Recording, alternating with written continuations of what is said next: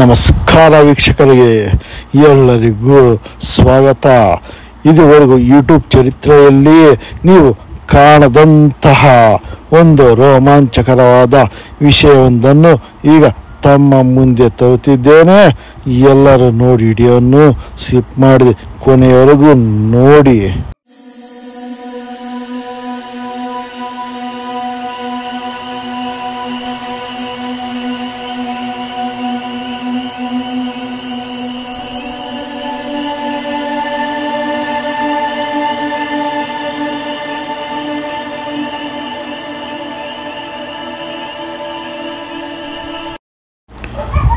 ಇಡೀ ಬ್ರಹ್ಮಾಂಡದಲ್ಲಿ ದೇವತೆಗಳಿಗೆ ಶಕ್ತಿ ನೀಡುವಂತಹ ಮೂಲ ಶಕ್ತಿ ಹಾಗೂ ಇಡೀ ವಿಶ್ವವನ್ನೇ ನಡೆಸುತ್ತಿರುವಂತಹ ಶ್ರೀ ಆದಿಶಕ್ತಿ ಪೆದ್ದಮ್ಮ ದೇವಿಯ ಒಂದು ದರ್ಶನ ಮೂಲಕ ಸಾಕ್ಷಾತ್ 7 ಕನ್ಯಕೆಯರ ಸ್ವರೂಪ ಹಾಗೂ ನವದುರ್ಗೆಯರ ಸ್ವರೂಪ ಹಾಗೂ ಅಷ್ಟಲಕ್ಷ್ಮಿಯ ಏಕ ಸ್ವರೂಪದಂತಹ ಶ್ರೀ ಆದಿಪರಾಶಕ್ತಿ ಆದಂತಹ ಶ್ರೀ ಪೆದ್ದಮ್ಮ ದೇವಿಯ ದರ್ಶನದ ಮೂಲಕ ಬ್ರಹ್ಮ ವಿಷ್ಣು ಮಹೇಶ್ವರರಿಗೂ ಸಹ ಶಕ್ತಿಯನ್ನು ನೀಡುವಂತಹ ಆದಿಶಕ್ತಿಯ ಒಂದು ಸ್ಥಾನದಲ್ಲಿ ನಾವೀಗ ನೋಡ್ತಾ ಇದ್ದೀವಿ.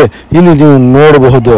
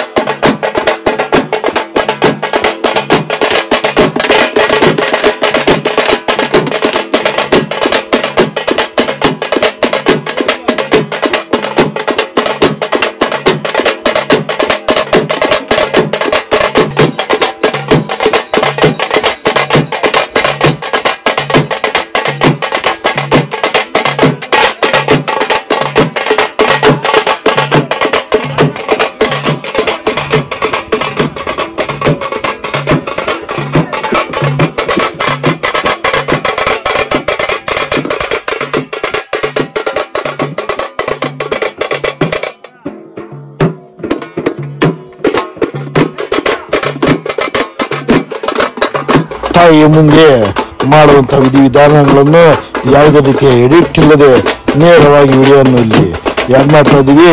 ಸೊ ನೋಡಿ.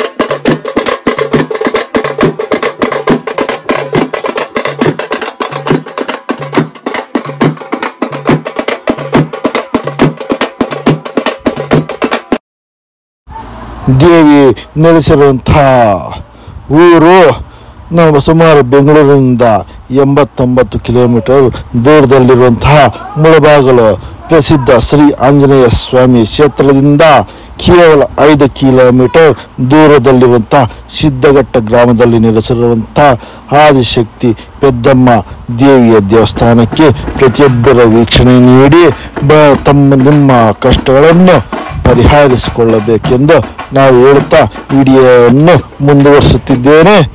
ಎಲ್ಲರ ಕೊನೆಯವರೆಗೂ ಸ್ಕಿಪ್ ಮಾಡಿದ ವಿಡಿಯೋವನ್ನು ನೋಡ್ತಾ ಹೋಗಿ.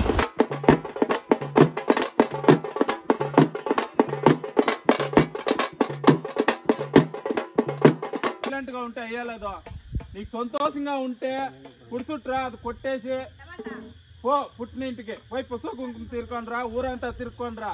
నీకు సమాధానం లేదా? గర్భులు ఆరాంగా ఉండు.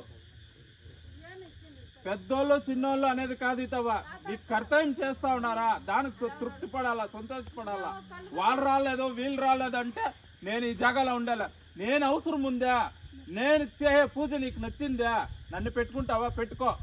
లేదంట వాళ్ళు రాలా వీళ్ళు రాంటే ముందుకొని ఉంటే అలుక్కొని ఉంటే నాకు సమాధానంలా, నేను ఇప్పుడే వెళ్ళిపోతాను. సమాధానంగా ఉంటే నువ్వు కుడిచుట్టు వస్తే దాన్ని కొట్టేసి నిన్ను ఊర్లో పంపిస్తాను. లేదా నీకు సమాధానం లేదా, నేను ఈడే దించేస్తాను. ఇదే నా వాగ్దానము.